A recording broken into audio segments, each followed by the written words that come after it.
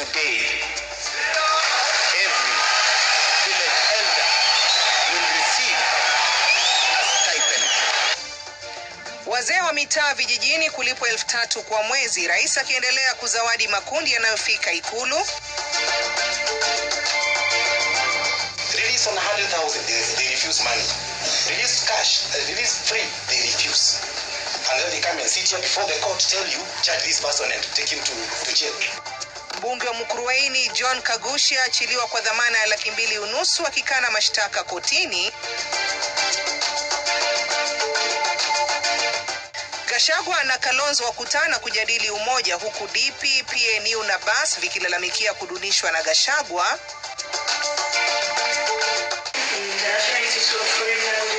Na kwenye mwanamke bomba tunamwangazia Faith Lasoi anayetumia lugha kuwezesha jamii huko Narok.